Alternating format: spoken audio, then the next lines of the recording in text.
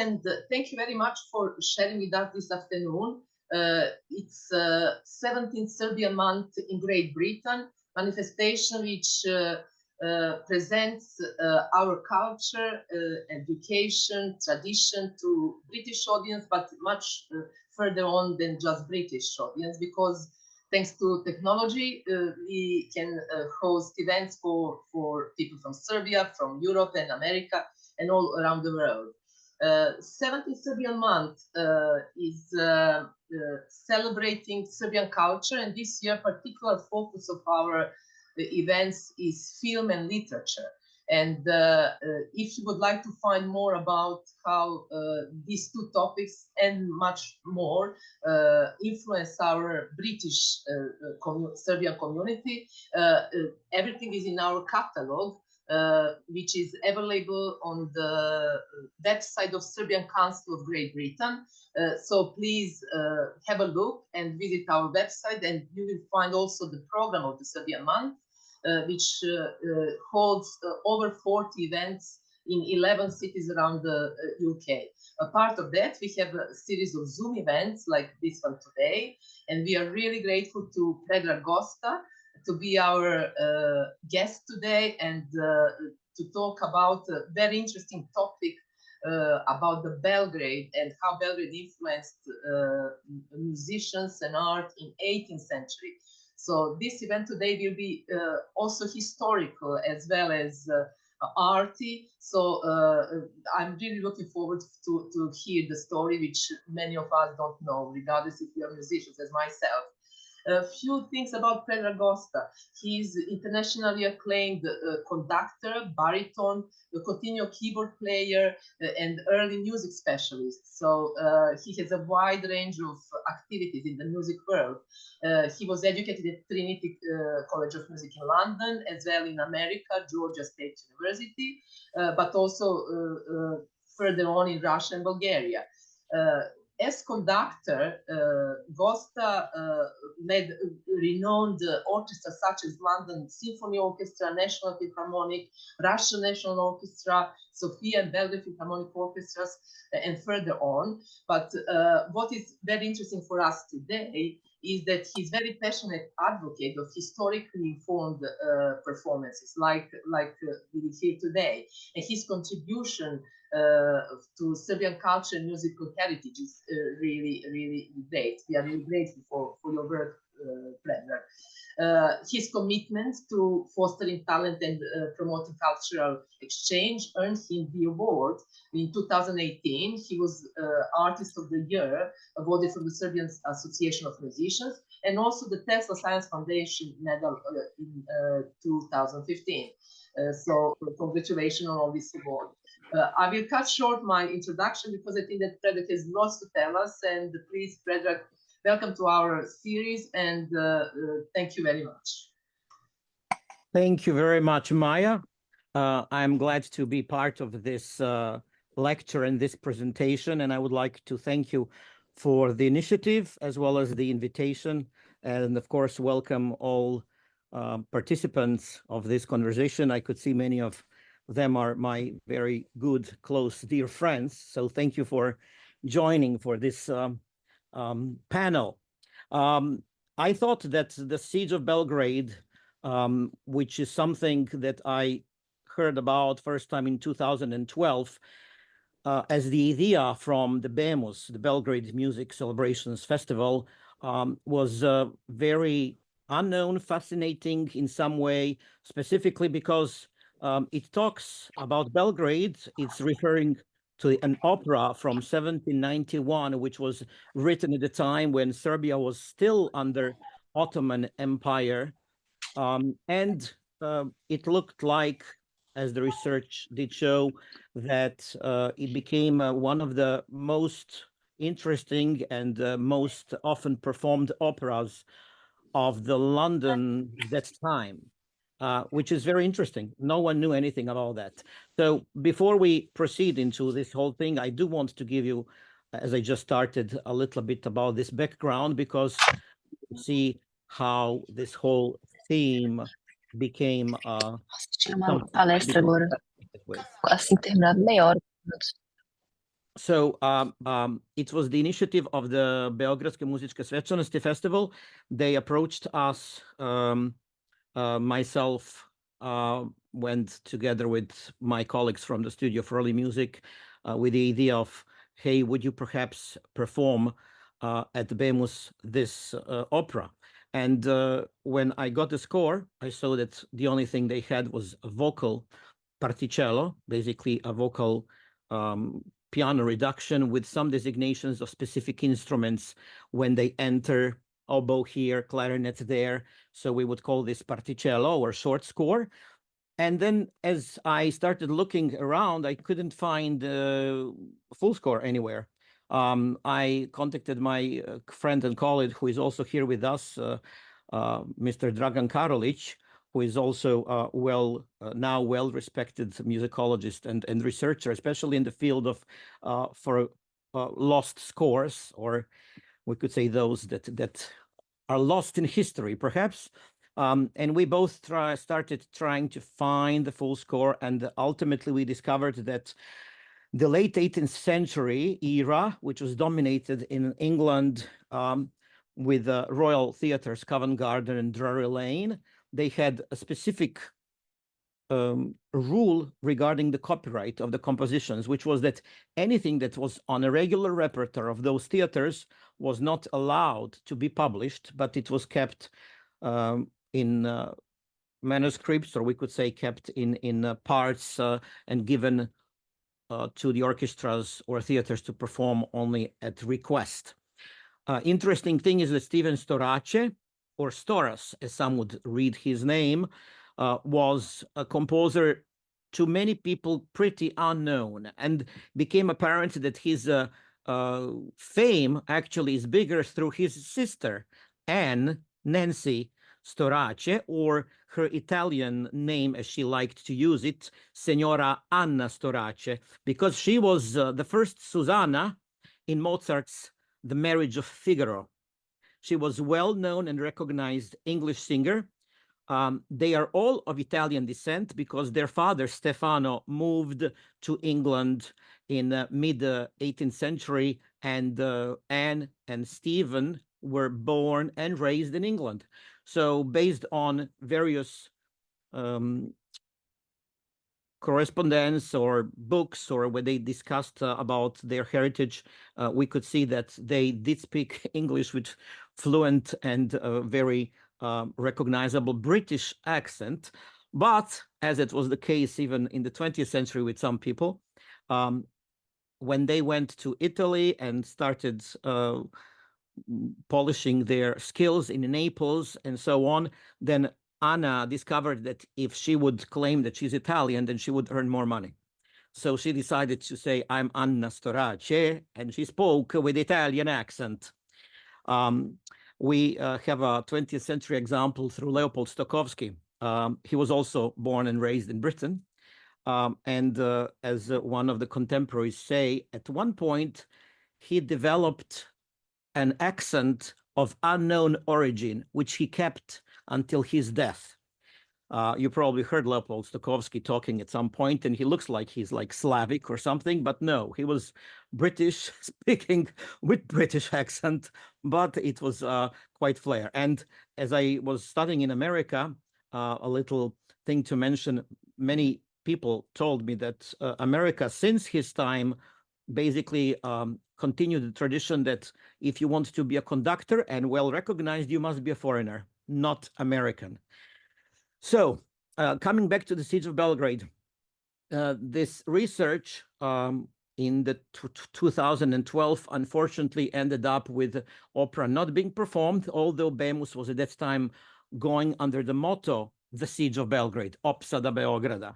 And they kind of felt that the idea would be to do the Opsada or the siege through music, everything in regards to the Belgrade. That was kind of the idea that Zoran Eric had, which is why he called and used that motto. Unfortunately, the main project, the Siege of Belgrade, was not done because the reconstruction that basically was supposed to conclude and create a new score was rejected by Madlenianum Theater, at the time. They said, no, we don't have money to fund this. And a similar thing happened with the Behemoths. They also said, like, okay, in that case, we don't go there. But that was a starting point, which then created the inspiration that in 2018, when I was exploring possibilities to do a research somewhere, when I spoke to University of Oxford, now my supervisor, Dr. Suzanne Aspden, that intrigued them sufficiently. So they said, like, okay, why don't you join the University of Oxford as the doctoral student and now the candidate, PhD candidate, and do the research and the reconstruction of this whole score. Now, of course, Oxford is a very academic institution, so there was lots of writing, and there will be a big paper, because the focus was primarily on why this opera was forgotten, why it is so important. And these are a few things that I wanted to mention to you.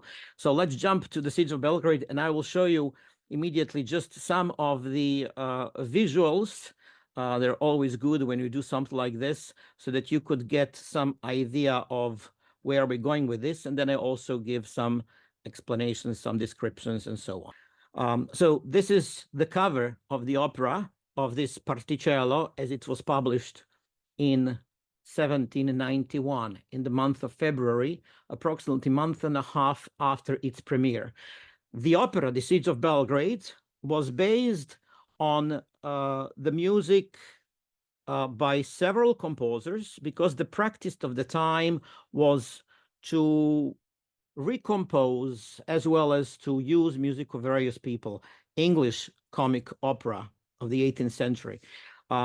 So in this music, which was, we could say, compiled by Steven Storaccio, we also have music by Mozart, music by Salieri, by Paisiello, by, so basically all of these people, and most importantly by Martini Soler, which was a Spanish composer who was well known in the 18th century, primarily through his biggest hit, especially in Vienna, Una Cosa Rara.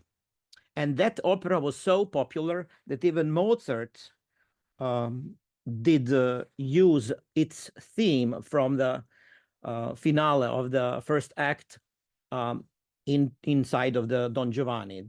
And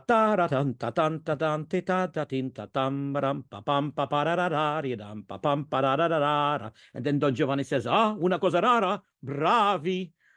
So this, the fact that Storaccio was in the previous years, until 1788, present in Vienna for 4 or 5 years, where he worked closely with Mozart, as well as composing for the Burgtheater, the theater where Mozart also did his Empführung samt dem Serail, was something that influenced his compositional style to be very Italian, and of course under influence of various composers that were present in Vienna at that time. One of them, Martini Soler. Then we had, as I said, Paisiello and others. This is Steven Storaccio, and this is his other opera, actually. You see, it says the favorite operas of Mahmoud and the Iron Chest, but this is the only picture of Steven Storaccio that actually survived. He died very young. He was 5 years younger than Mozart, and also died exactly 5 years after Mozart in 1796. His compositional style was described as so rich, and perhaps as Einstein, the famous musicologist from the beginning of 20th century, described him. He said, like, if he would have still lived, then he probably would be the most influential composer of the English 18th century. So the English opera, also to mention, was very much like a Singspiel in the English language, or a play with lots of talks, and then there is some music. You probably know the examples of Henry Purcell's Fairy Queen. So this is why we always speak about English plays, and then they have some music. It started from the Shakespeare's time. So you would have lots of drama on stage and suddenly music. And Died in Aeneas, specifically by Henry Purcell, was we call it the true opera, full opera, being because there is no any spoken dialogue. At least this is the form in which it survived. But every other piece, let's say the Fairy Queen, the Indian Queen, they're all very the pieces with lots of dialogue, which is also accompanied by music. And the composers, not counting on Handel, because Handel was very Italian composer from the perspective of his style. He presented opera, Italian opera in London. English composers, they were always following this style of lots of talk and then some music. You might remember the Beggar's Opera, around 1728, if I'm correct, by Pepusch on the text of John Gay. That was actually a play which was accompanied by music. And lots of other composers at the time followed that same model. So 16 operas that Storace composed were all based and following this idiom and this idea. Belgrade at the time was quite popular. And I would like to share you some of the information which again led to the creation of this piece. One is that in 1789, there was a big battle, and we know the Belgrade was sieged like 40 times in the history. One of the biggest one was the Battle of Evgeny of Savoy. And this is, for example, a picture from the 1789 when the Emperor Joseph II, who was at that time still just a prince, he is here on the horse, you could see him visiting Belgrade in the distance. And this was the time when Turkey or Ottoman Empire was really trying to go further to Vienna. They did so many attempts, few times they even literally came close to Vienna, almost entering Vienna, and they were pushed back. And Belgrade was the last resort or last border between Ottoman Empire and Habsburg Empire of the time, where if you are not able to cross the river, then in that case you are safe. At the moment when you cross the river and you enter Habsburg Empire, there was no other fortress until pretty much Vienna. So that's why Belgrade was very crucial at that time, as it's crucial now, and it was pretty much through history. This is the picture showing again the battle of the time. You could see here how things looked like. This is actually when the Seraskier, who is the leader of Ottoman Empire, captured by Austrians. You could see there are some ducats and so on, and showing the battle.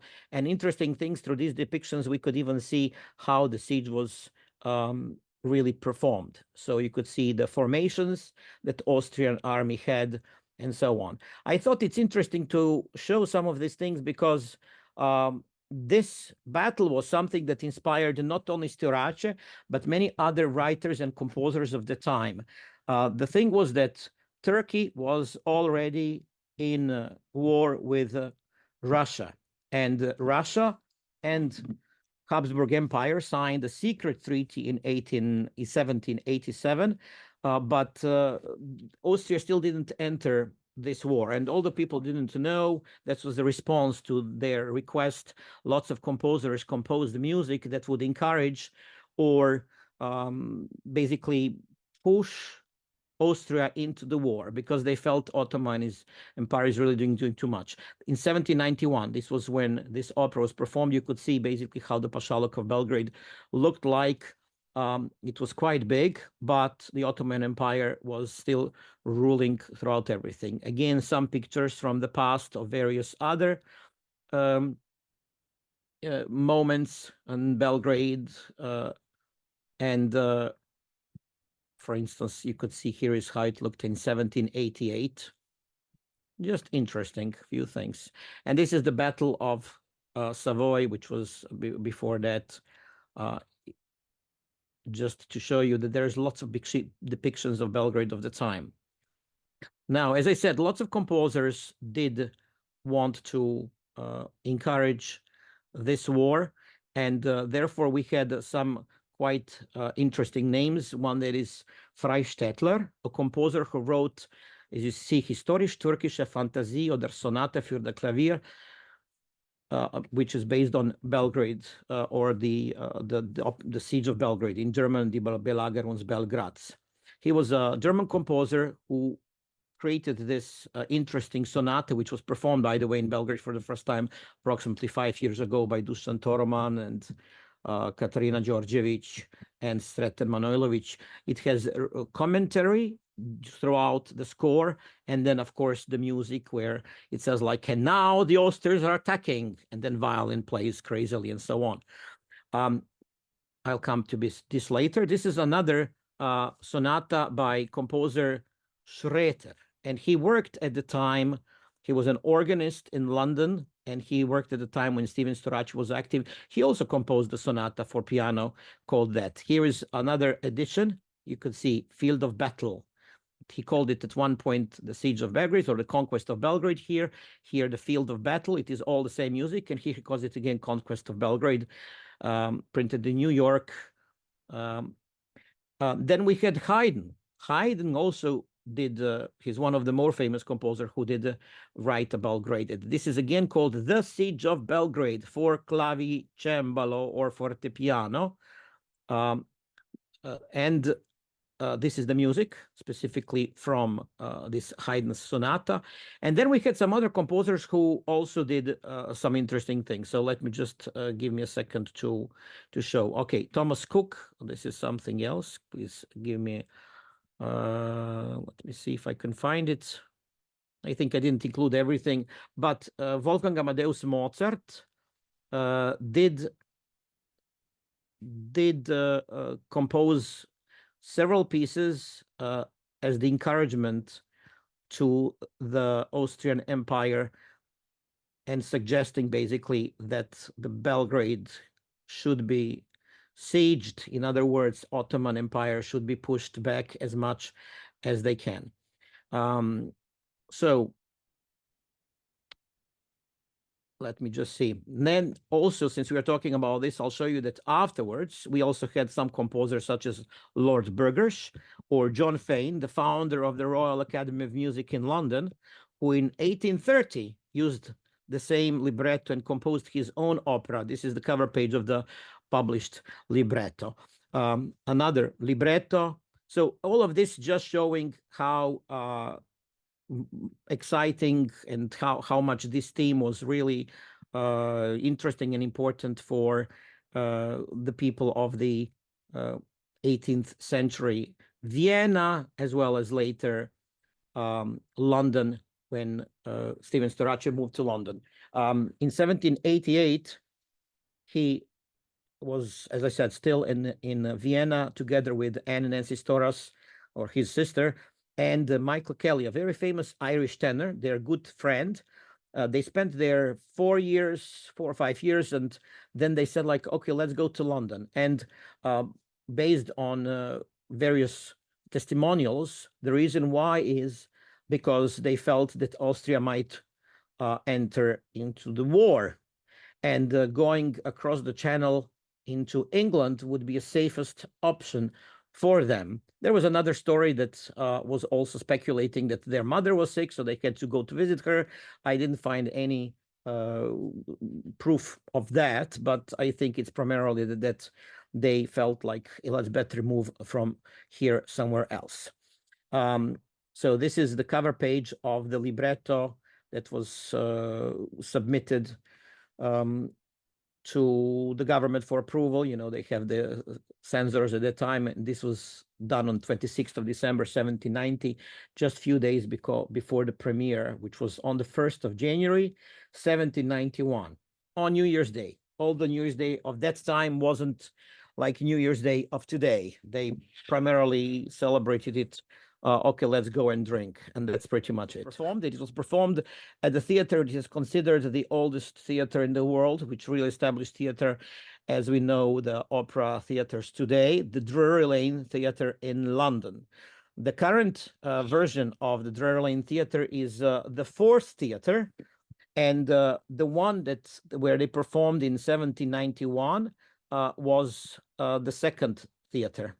So I have here some pictures of the theater that was built in 1794. That's like 3 years after, and of course some of those that were before. So the theater was growing a little bit. This is, for example, from the opening of the new theater in 1794 when they performed on stage, and you could see it just shows a little bit how the orchestra was performing on stage. This is how it looked like. So again, this inside, you could see that everything was a piano reduction. So the big challenge here was what to do to orchestrate, to use the original music. You could see this is like Salieri. It shows here on the right corner that this is music by Salieri.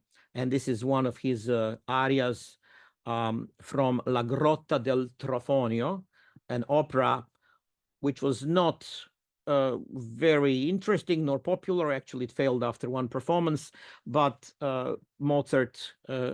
Storace, when he was with Mozart and Salieri and all the other composers in Vienna during his 1785, 6, 7, 8 period, he heard it. And it says always at the top, sung by Signora Storace or whatever, whoever is the composer of this specific piece. Here is another aria. This is orchestrated by Storace. So the challenge was like what to do. And one thing that I started discussing with my dear colleagues of the time, that being Dragan Karolic, who is here with us, was like, okay, what do you think we could do? And the idea was like, why don't we use the original music of those pieces that we know comes from the original, and then reorchestrate the others. And interesting enough, we did not know about every piece. We knew about, okay, Una Cosa Rara, that was quite famous, and from some other composer, it was only showing the name of the composer. So La Grotta del Trofonio, this melody was quite popular. It was already identified by Jane Gertham, who wrote the book about Storace around year 1990.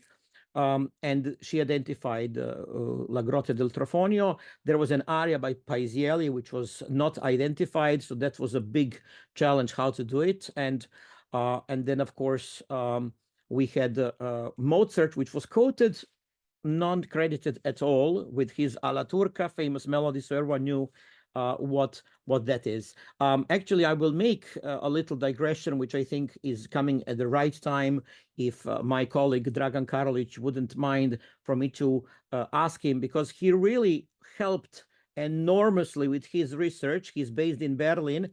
Dragan, would you mind please to tell me about this Paisiello aria that you were able to identify? Yeah, it was very interesting. Anyway, I was very interested and curious about this project, which Peja Predragosta told me it was 13 years ago. And so I just decided to find this missing music which Storace used for his pasticcio opera, The Siege of Belgrade.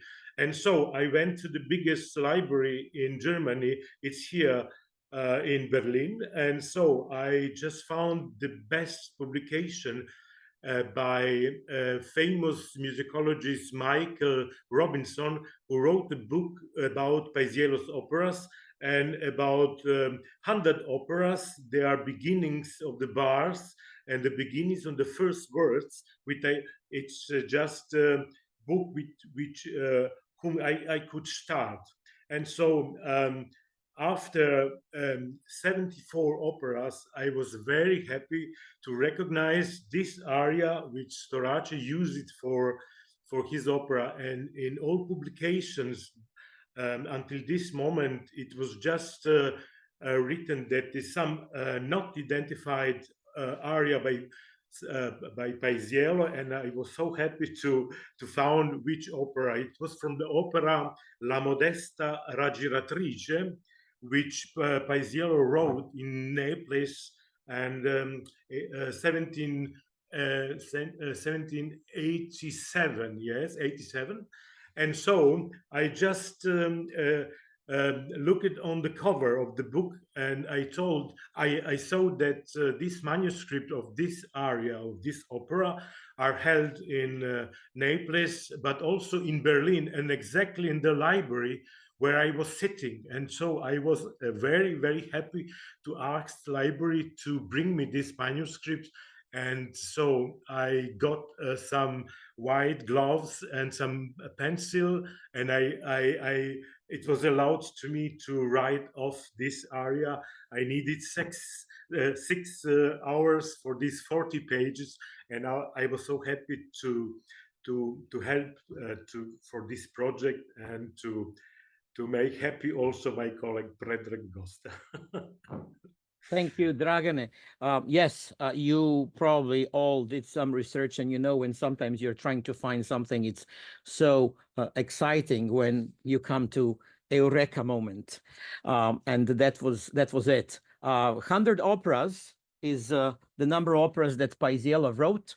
Paisiello, composer that really was very, very important, and probably the most important to Vienna of the time. Today, we don't perform it much, even though we know the Marriage of Figaro, which was the continuation of his own version, not version, but the opera before that, or the theme before that, which is called the Barbiere di Sevilla. So Paisiello is the one who wrote that opera. Mozart said, like, okay, let me create the second part, like a movie today.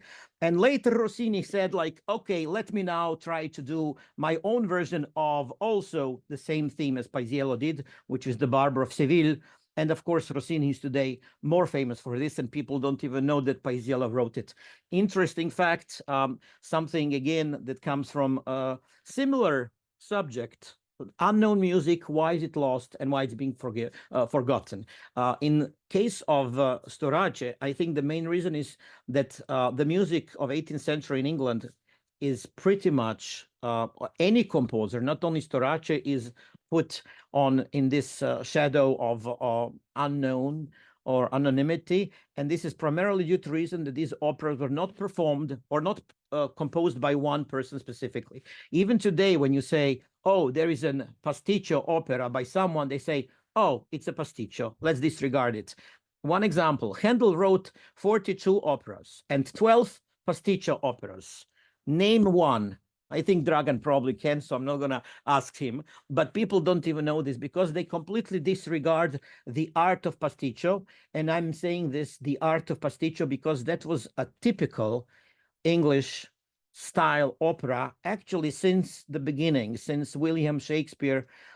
It was always combination of many composers contributing, and very rarely, especially England, it was one composer who did something. Again, I'm not counting on Handel, who lived and worked there because he was doing typically Italian opera seria, but I'm talking about all the other composers, Dibdin, Arne, Thomas Cook, whomever you want. Basically, these are people that today we do not perform and we don't know much about them.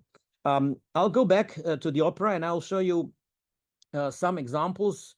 Actually, I would love to play you some of the music. First, I'll show you the example of Salieri's aria, which one of these arias, La La La, you could see. This is the Salieri's original. It has flutes, oboes, violins, violas, bassoons. The character is called Ophelia, and there is also a basso continuo at the bottom, or the bass line, with or without figures. You could see this aria, how it was presented by Stephen Storas, or Storace. You could see that he just wrote the bass line, and then above that there is a melody. And this aria, as much as it's unknown, we have here in performance by a very famous singer, just showing how important this specific aria was.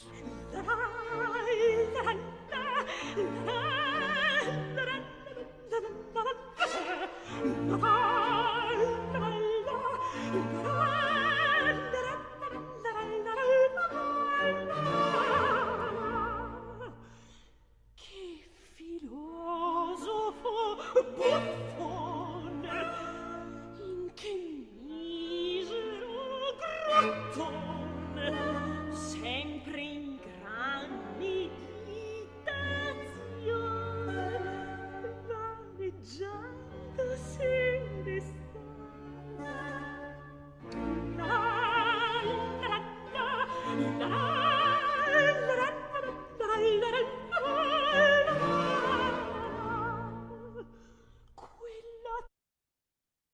So as you could see, this is the original music, and I showed you earlier also how it looks on Storace's piece. You could see here some of things like there is a flute designation here, un poco adagio, when the text starts, which is of course in English. The libretto was being made, even though they used some music by other composers, brand new, by James Cobb. James Cobb was a librettist of the time who contributed substantially to many of English operas. And this specific aria, see what can mean that thought thrown, why those eyes to earth half down, etc. It shows us where specific instruments enter. If we take the full score and compare those little moments, then they will show us exactly how Storace decided to use this. You could see here there is a melody. We only had the basso continuo and this line here. It shows that the violins were doubling the top line, the violas and second violin was doing the harmony. Then you have oboe and flute doing the top line. And for instance, this little ornament here, ta-da-da-da, is originally written by oboe, but in Storace's score to be played by flute. So there are some changes that Storace obviously implemented, but what was done in the reconstruction was that basically for those arias that we know where the source is from, I used the original orchestration with those changes that were made by Storace. This is how this part were reconstructed. Now people say like what was done with other things, when other things was reconstructed fully based on just the stylistic kind of ideas of how things could sound. This overture very much is, well, if you think of Mozart, then you could look and say like, okay, there are some motives there from Idomeneo, or perhaps even the La Clemenza di Tito, but Clemenza di Tito was composed later, so certainly it's not from there. And then if you are going to use some of those ideas, then here is one example how this can sound. This is the audio reconstruction.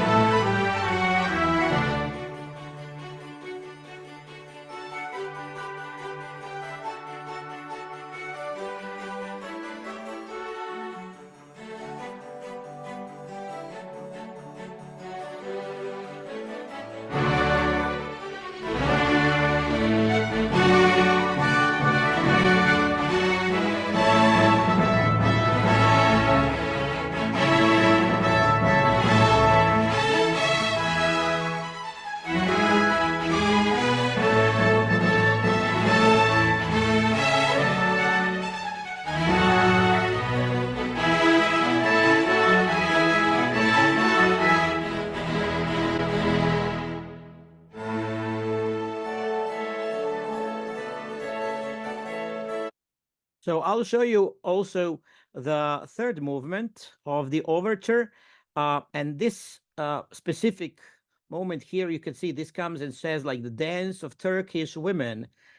And this melody here is taken from his piano sonata in A major, which we know as Alla Turca. And here I'll show you how does it sound in one of the possible orchestrations. We should always now understand that this reconstruction is in some way following two ideas. One is to reconstruct based on those surviving sources that we have. And of course, if we don't have many, such as we only have a piano score, then for anything that's simply Storace, then means completely reorchestrating by using the imagination. So let's hear how does this sound.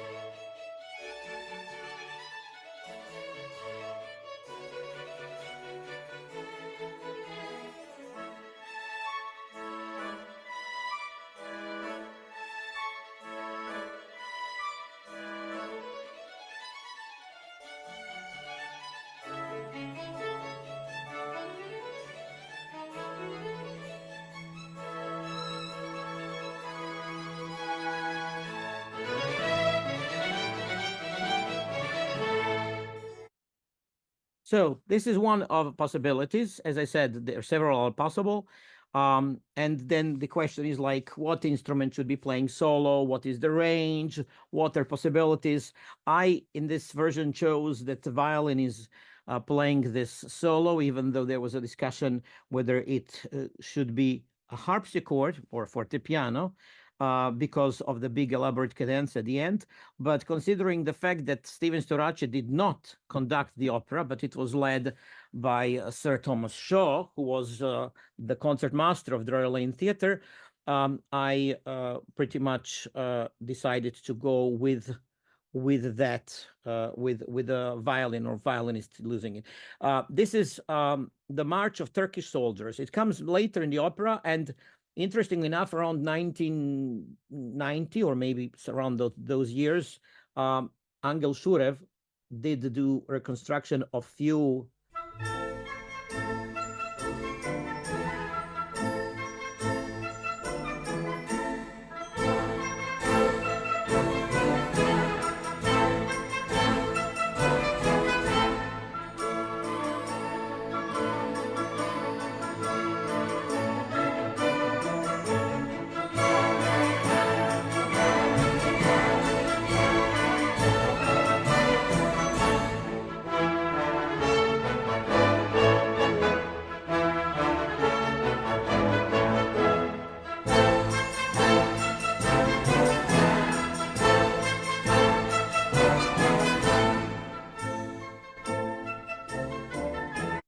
So you could hear, for instance, if you have a good musical ear, which I'm certain you do, that there are trombones involved. Trombones was not a typical instrument that was used during the era, which, for example, shows that this orchestration of Maestro Shurev was a little bit more towards romantic side or the later period. Nevertheless, it is a very, very good attempt, especially I liked the flair of him using those Turkish instruments, because as it was the custom at the time, especially when anything Ottoman or Turkish Oriental was as a theme for the operas or symphony, etc., composers did use variety of instruments. We know them today, you know, as chevgin or tambourine or timpans, etc. So anything that our gypsy bands would use, or janicharis from the time, with goch and all the little bells, including this big Turkish crescent, which is the stick on which you have lots of bells and you're beating it on the floor. So that was Haydn used this in one of his symphonies called Military Symphony, where the third movement is going with all this outbursts of instruments. And certainly that's something that was used in this opera as well in specific moments. Now we have sources, for example, from 1828, there is a Cumberland book of theater plays where they would describe how the performance of specific operas were done in London at the time. And then they would even say the specific position of actors on stage, what costumes they were wearing. They are left, they're right. This is what happens in specific moments. So we do have an idea of mise-en-scène throughout, for example, specific here, what happened. Now in 1828, when this Cumberland theater book was published, they pretty much spoke about how it was done at that time. This is like almost 40 years after the original performance. But still, that's the closest we have in regards of how the opera was performed. An interesting thing of the time was that all these pasticcio operas were sometimes recomposed. We have some sources showing how when performance of the Siege of Belgrade was done in Dublin in 1792, Storace was still living, then it was differently orchestrated. It says with the new orchestration by Thomas Cook. That was specifically for that performance. And we also know later in the new theater, which now is not existent anymore in Philadelphia, that also a new orchestration was created for the Siege of Belgrade. Now, this suggests that perhaps maybe it was a practice that these operas were just published with Particello scoring and then giving the liberty to the composer to decide what they would do. That certainly would follow the idea from pieces such as The Beggar's Opera, which we know Pepusch just wrote the melody, didn't even write accompaniment, just the melody. And then later, for example, Thomas Arne was the one who orchestrated it 20 years later. That's the most famous orchestration for the Beggar's Opera. But later, Benjamin Britten did completely different orchestration and so on. So there is something to say about that. And certainly, I'm talking a lot about that in my dissertation, which will be available hopefully soon when I do the final presentation, and hopefully will be published in a form of a book. So those who are interested could also look into that. This whole story is basically an attempt to follow up to the little article that was written for the magazine Serbian Month in Great Britain that Maya showed you before, where I did a little bit talking about why Belgrade was a city that was a captivation of so many composers or drama writers, and so on at the time, and how this came about.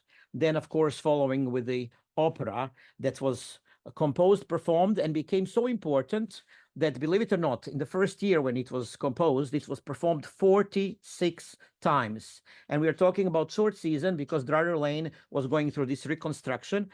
So from 1st of January until the 4th of June, when the Drury Lane closed, 46 performances.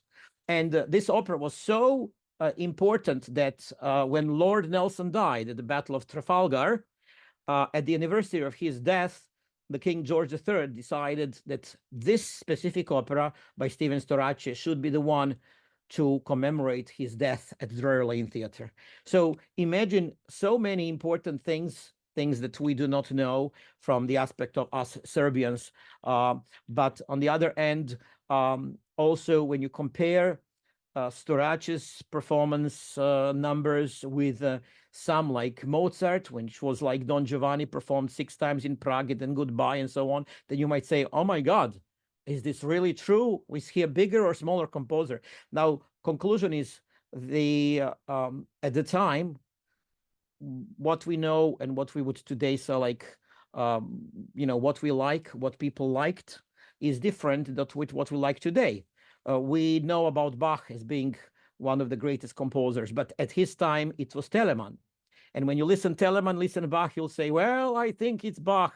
But Telemann was the flair that was very suitable to German ears, or actually people throughout the Europe of the time. Same way as Stephen Storace or some composers like Thomas Arne and so on were very, very suitable for, we could say, English ear of the time. Now, not going into the discussion which composer is bigger or not, I felt that The Siege of Belgrade, being an opera that talks about Belgrade, Serbian city with Serbian cast, with some actors that were acting as Serbian peasant girl who is in love with Austrian soldier, but a big Turkish Saraskier, or their Vojskovođa, as we would say, like the military leader, actually wants to take her into a harem, and so on. This is it's a comedy. This comic opera, as funny as it is, on the other end, is very important for the Serbian cultural heritage, which today I think we don't cherish sufficiently. So I'm hoping that this lecture, which of course ends in some way pretty abruptly, considering that there is much to say about everything, but there isn't enough time, and we hoped to be under an hour. I hope that this lecture is going to kind of tickle your imagination and perhaps make you make additional inquiries, whether directly with me or elsewhere, about what was done or what can be done in regards of popularization of our history. I'll be very happy to get your comments, questions if you wish, but primarily comments, because I feel that I hope that what I said was something that did inspire you in some way. Predrag, thank you very much. This was really eye-openers for many of us. I am a musician myself, but I haven't heard many things about it. And what was very interesting for me is the way they've been writing operas by combining different composers, which I didn't know about it. So that's really unusual to think nowadays that something like that would be the way to compose. You have mentioned that there is possibility maybe to premiere the opera. So how are works going on forward? What we can expect from your side on that? Yes, this is very exciting for me because we are coming to, I'm coming to this culminating point where I am really working on organizing a performance, which will most likely be a concert performance, considering the cost when putting opera together. But there is a discussion between the University of Oxford and myself to put a performance in Oxford in the fall, that being September or October time of the year, with international cast and soloists, and hopefully one of the most famous Baroque orchestras that became interested to be involved in this, the Academy of Ancient Music. The orchestra founded by Christopher Hogwood, one of the most important Baroque orchestras on the planet. And I'm hoping that this will be done with them or someone of that stature.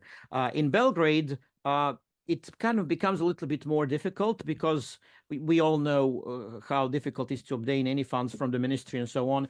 But I'm considering again putting, if nothing, even if there are no any funds, at least a concert performance with maybe in conjunction with the Belgrade Baroque Academy, which would mean that students can come and participate in this, and it would not produce a cost on our side as it would if we would organize it professionally, meaning we pay artists to perform. Now, there is something to be said, like whether it deserves to be done in one or the other way. But at this point, that being February, there is still time, especially in our Serbian environment in Belgrade and so on, where we can negotiate and talk to various parties about putting it at this or that theater. So there is plan for sure. I'm really glad that it goes forward. And now, just one question as musicians. So have you gathered now for score? So as you said, it's changing to the times that some people do different arrangements. And so are you in charge of that, doing altogether? Yes, the score, the new edition of the score has been created. It's always being tweaked a little. It is the orchestration in the typical classical orchestra style. That means we have, flutes, oboes, clarinets, bassoons as the woodwinds, and then in brass we have horns, 2 horns, and 2 trumpets. There is timpani with some other percussion of Ottoman flair, and then of course strings and the continuo, because continuo is still used, and we know this. Even Mozart in all his operas did use a harpsichord as a continuo instrument, because forte piano was actually specifically and primarily a soloistic instrument. So we do know, well, the orchestration is being made following those principles of the period. That's great to hear. So we are going forward. Does anybody else have some questions before we close the talk? You said a lot and you left us a little bit like surprised without questions.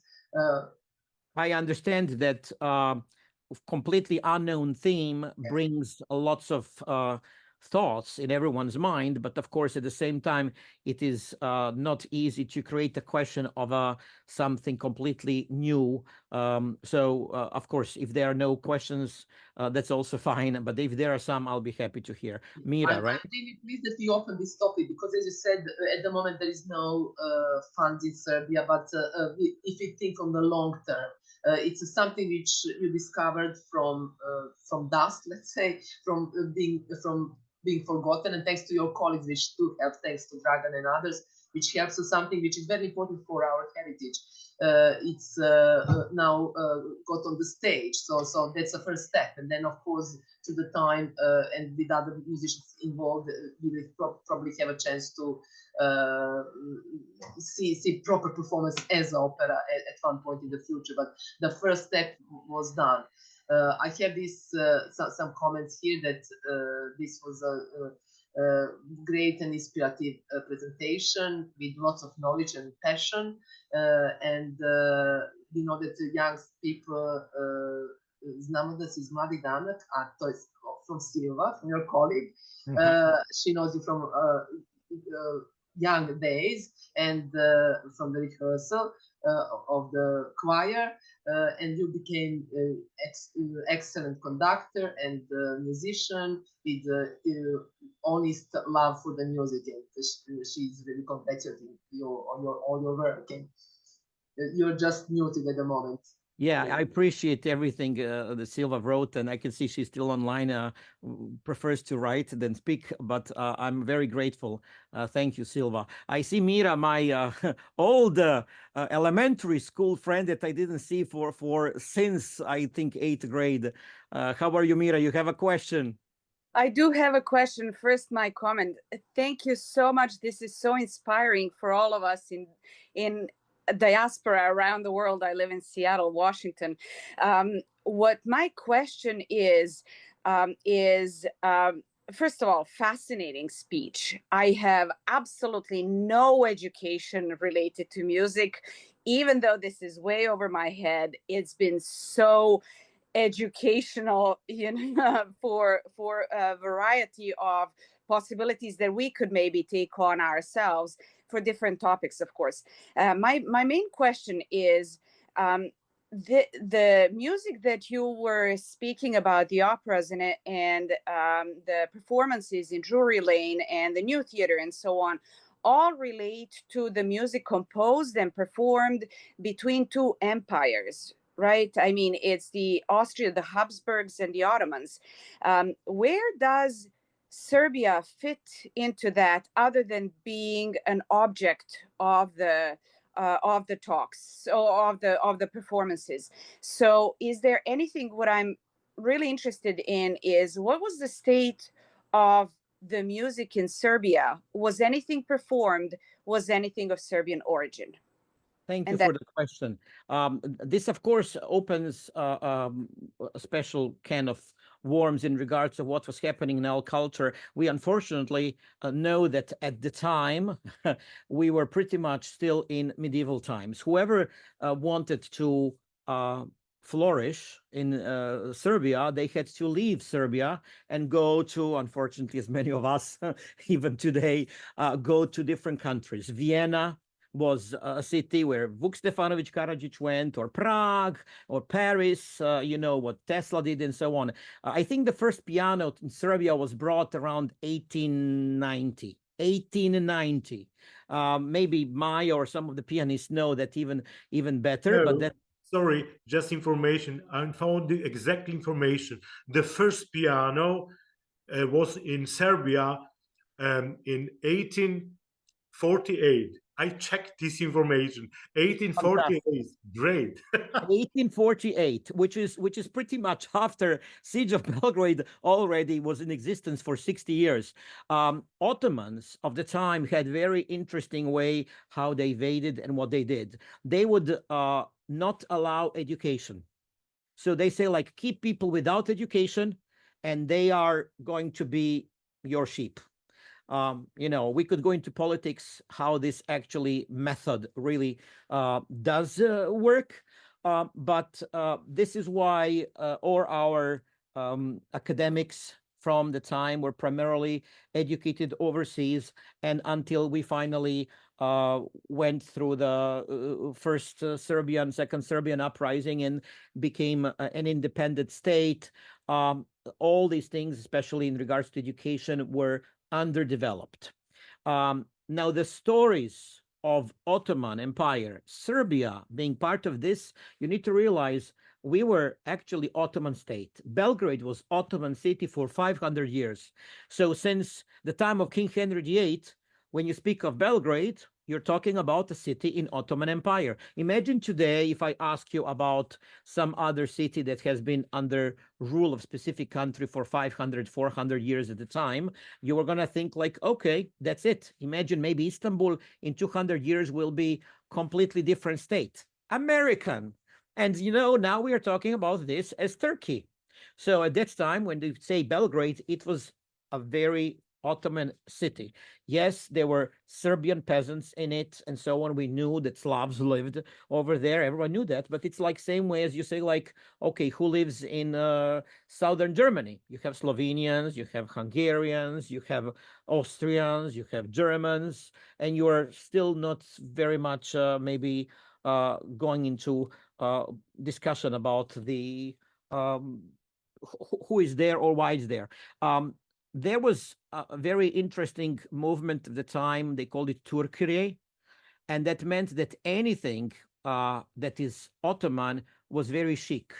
You know, in the movie Amadeus, at one point they had a little scene when they say like, oh, this is from Turkey. Everything for this year comes from Turkey because that was big fashion. And people were even organizing parties, London or even Germany, doesn't matter, Venice, we know, when they say like, okay, we'll create a ball, everything will be Turkish. So come be clothed with big turbans and with big, dimiers and so on, because they felt like, okay, that's something, as we would today say, like, let's have a mask and ball. Serbia was not very it was not existent as independent state. Belgrade was just one of the cities under the Ottoman Empire that had its independent ruling. We know about that. English not necessarily. So yeah, that's the reason why we were not really exposed in any way, prominent way that would matter. I hope this answers a little bit of question. There is lots of things to go into this to say and maybe analyze how much Serbia of the time was really influential. We know that the Count von Laudon, who went and did the siege of Belgrade in 1789, he was retired, and Emperor Joseph, he said like, okay, let's bring him out of retirement. He will know what to do and do the siege of Belgrade. Then he took those southern how would we say, militia, including some Croats or Serbs who lived in Krajina, as we call it today. And then they all went and sieged Belgrade. At that time, even Karađorđe Petrović was involved, but not in specific siege of Belgrade, but rather in West Srem. This, we could say, this whole battle or maybe this military happenings were also inspiration to Serbs of the time to actually do the first Serbian uprising some 20 years later. The thing was that Austrians sold Belgrade back to Turks in 1782, just like 2 years after this whole battle, with the agreement the Turks will not advance anymore towards Vienna, period. Of course, Ottoman Empire was getting weaker and weaker at the time, and then 20 years or so later, there was a first Serbian uprising, and then we know how that went and what happened to Karađorđe and so on and so off. But I think this battle was something that did influence Serbia to actually wake up from the perspective of let's fight for freedom. Thank you, Predrag. Very interesting. And I have to say, at the moment in London or in England, the polka music is very popular, and so maybe we are taking back our place here, maybe a bit later, but it's very, very popular. Anything what comes from polkas, which include Turkish and Serbian music altogether. But it's something to mention that times have changed a little bit. Yes. Anyone else have anything else to say or to comment? Or Alexandra Simic, you also usually have lots of commentary, but you are incredibly silent. Turn on the speaker, please. On the bottom left. Alexander, you need to turn on the microphone. Yes, unmute. Now I'm here with you. Of course, I have many things to say. I'm not sure if I want to bother anybody other than you. But now that you've given me a cue, I'm thinking not just about your dissertation, because obviously we've been over this many times in our conversations, and I'm so psyched about what you're doing. Not just for you, but for Serbia as a nation. You know, we've been in the eye of the rest of the world, unfortunately, very often for very wrong reasons. I'm talking about 1914. I'm talking about 1991, 92, 93, 94. And I'm talking about Sarajevo and Srebrenica and all the reasons why we've been smeared in the eye of the history, and for good reasons. And to remind ourselves of the fact that Belgrade was once a bastion defending Belgrade, defending Europe, is a message that can be sold to market Serbia to the international community in a better light than 1914 and 1991. And if Serbia had any sense, I'm talking about the authorities, I'm talking about the institutions of culture, whether it's National Theatre or Ministry of Culture, they would eat this up as a fantastic piece of cake it is. I'm sorry about my son Solomon in the background. He's the one making the noise. I'm hoping that what you're saying actually is in other words, what you're saying is true, and I'm hoping that even though at the moment there is still no indication what might happen with this, let's say, performance of the Siege of Belgrade in Belgrade specifically, that the authorities or new cultural environment or whatever is happening in the forthcoming months will be open for Let's this. hope so. Yes. That the siege is over after a very long period. That Belgrade will be free. Thank you for your comments. Anyone else who would like to say something? I have lots of praising for you, Gosta, and thank you very much for this event. I would like to remind everybody else that we are carrying on with the Serbia month, and as close as this Tuesday, we have other Zoom event, which is presented by Nick Ilic. It's a lecture on Sir Thomas Lipton in Serbia during the World War I. As Sir Thomas Lipton, you maybe know him more about his tea company, but he was a main figure to visit Serbia during the World War I and talk about the typhus and all the problems that our soldiers and our country suffered in that period. So if you're free, please join us on Zoom event at 7 o'clock this Tuesday. But I think that Predrag Gosta has lots of questions to answer still about this project and many others. So I really hope that we will meet again, hopefully on your premiere of your work sometime in autumn, and discuss it further, or maybe even on the Zoom, and see how we go forward. And we wish you all the best with all your passionate work in music. Especially thank you for putting on the spotlight Serbia and its historical role for not just us, but also for British audience. That is really, really important. Thank you very much. You're very kind. I appreciate it. I will close our meeting here, and if you want to see events, please go on the website of Serbian Council of Great Britain. There is a full program, and we are running until 9th March, so it's plenty to see, and lots of gypsy music, and there is the Barcelona Balkan Band coming on Thursday 20th in London and 21st in Birmingham, and lots of other events. Please join us if you can. And thank you for everybody who came on Zoom outside of UK and Serbia. And hope we meet again. Thank you very much. Thank you. Take care.